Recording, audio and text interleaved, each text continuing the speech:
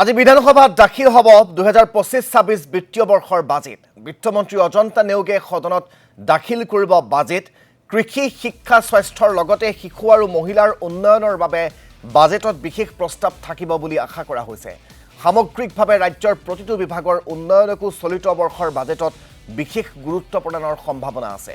এইবাৰৰ বাজেটত 2026ৰ নিৰ্বাচনত ভোটাৰৰ মন জয় কৰিব পৰাকৈ পুনৰ হিতাধিকাৰী সৃষ্টিৰে নতুন চমক দিব বুলি মত পোষণ কৰিছে একাংশই।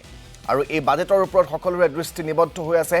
এই বাজেট দৰিদ্ৰ মধ্যবিত্ত সকলো শ্ৰেণীৰ জনতাৰ বাবে হওক বুলি সকলোৱে আশা কৰিছে।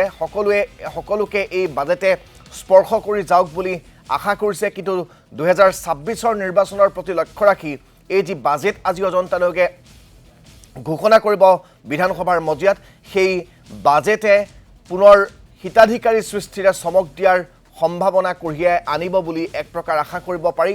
কাৰণ বিজেপিয়ে এই বাজেটৰ জৰিয়তে বা চৰকাৰে এই বাজেটৰ জৰিয়তে ৰাইজৰ মন জয় কৰিবলৈ চেষ্টা কৰিব।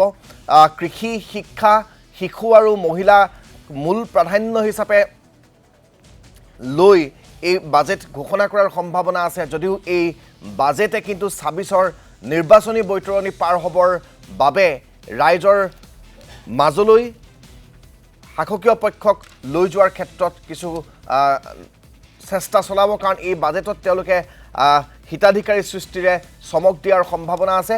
বাকী যিয়েই নহওক কিয় 2025-26 বৰ্ষৰ এই বাজেটক লৈ এতিয়া সকলোৰে দৃষ্টি নিবদ্ধ। এই বাজেটে কেনেকুৱা কি সম্ভাৱনীয়তাৰ দুৱাৰ মুকলি কৰে আজিৰ দিনটোত সেয়া হ'ব অত্যন্ত লক্ষণীয়। এই বাজেটক লৈ ইতিমধ্যে দেখিবলৈ পোৱা গৈছে ৰাজ্যৰ বিভিন্ন প্ৰান্তত ৰাইজৰ মাজত প্ৰতিক্ৰিয়া। ৰাইজে বাজেট কেনেকুৱা ধৰণৰ হ'ব লাগে, বাজেটত কেনেকুৱা বিষয়বোৰে স্থান পাব লাগে সেয়া তেওঁলোকে উল্লেখ কৰা পৰিলক্ষিত হৈছে। ৰাইজে নিজৰ আশা প্ৰকাশ কৰিছে বাজেট ঘোষণাৰ কেইঘণ্টামানৰ পূৰ্বে। যোগীঘোপাৰ জনতাই কি আশা কৰে এই অজন্তা নেওগৰ বাজেটৰ পৰা সেয়া আমি আপোনালোকক জনাই ল'ব বিচাৰিছোঁ।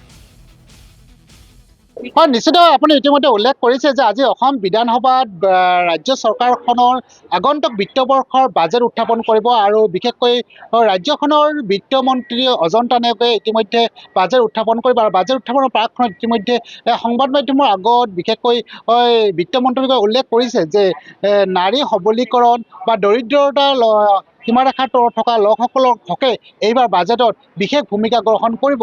কিন্তু ৰাজ্য চৰকাৰখনৰ এই বাজেটখনে সাধাৰণ জনতাক কিদৰে প্ৰভাৱ বিস্তাৰ কৰিব তাকে জানিবৰ বাবে মই উপস্থিত হৈছোঁ চলন্তাপাৰা এখন বজাৰত, যিখন বজাৰত ইতিমধ্যে বিভিন্ন গ্ৰাহক আহিছে, বিভিন্ন দল সংগঠনৰ নেতা ইয়াত উপস্থিত আছে। আৰু মোৰ সৈতে ইতিমধ্যে অসম সংখ্যালঘু সংগ্ৰাম পৰিষদৰ কেন্দ্ৰীয় সাধাৰণ সম্পাদকগৰাকী আছে। মই সম্পাদকগৰাকীৰ পৰাও জানিব কিছু কথা বিচাৰিছোঁ যে আজি ৰাজ্য চৰকাৰখনে বাজেট উত্থাপন কৰিব, মন্ত্ৰী অজন্তা নেওগে কি ক'ব এই সন্দৰ্ভত?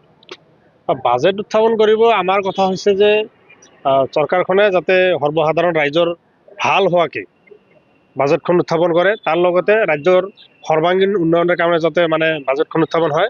এনেকুৱা হ'ব নালাগে কেৱল মাত্ৰ পুঁজিৰ হকে যাতে কামখিনি নহয়। আমাৰ কথা হৈছে যে চৰকাৰে যি বাজেট উত্থাপন কৰিব সেই বাজেট যাতে সৰ্বসাধাৰণৰ উপকৃত হোৱাকৈ বাজেটটো উত্থাপন হয়।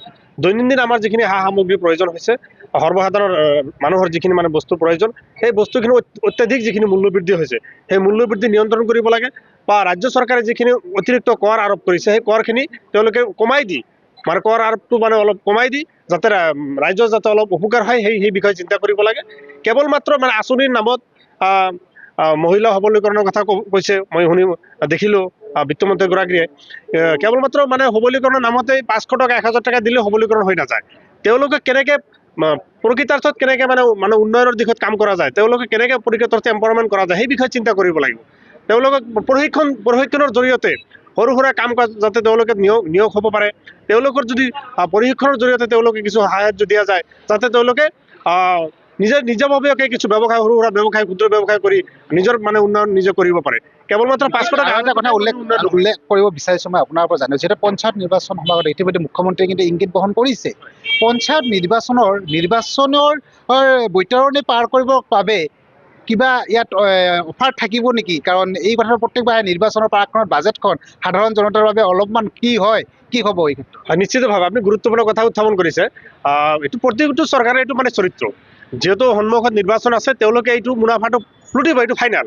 গতিকে আমি ৰাইজেও সচেতন, সচেতন হোৱাৰ প্ৰয়োজন আছে যে চৰকাৰে যিটো মানে বাজেট দাখিল কৰিব সেই বাজেটত নিৰ্বাচনমুখী কোনখিনি থাকিব সেইখিনিত আমি বৰ মানে উৎসাহী নহয়।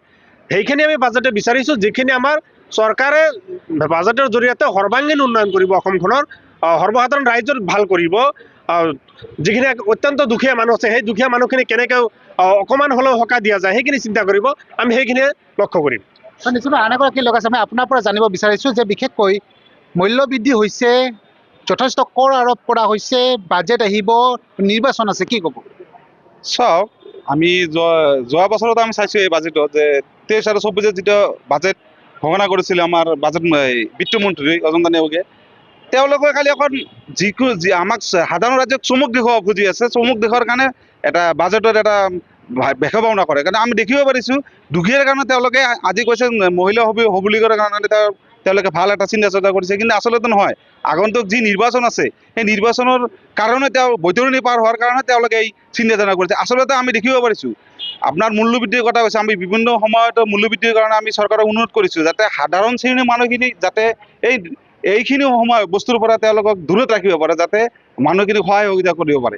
কিন্তু আমি দেখিব পাৰিছোঁ তেওঁলোকে সম্পূৰ্ণ বিপৰীতমুখী কাম কৰি আছে, কাৰণ তেওঁলোকে চৰকাৰে অকল এটা শ্ৰেণীক আৰু ভাল পোৱাৰ কাৰণে, ভালৰ কাৰণে তেওঁলোকে কাম কৰিছে, আৰু এটা শ্ৰেণীক তেওঁলোকে কি কৰিছে ক'ব লগা নাই।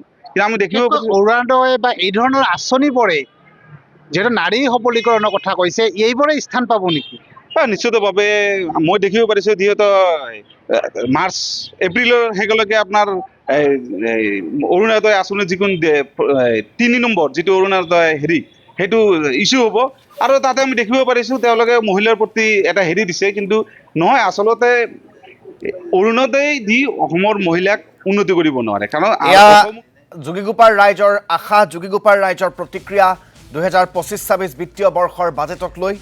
আৰু মাত্ৰ কেইটামান ঘণ্টা তাৰ পিছতেই অসম বিধানসভাৰ মজিয়াত এই বাজেট উত্থাপন কৰিব বিত্তমন্ত্ৰী অজন্তা নেওগে।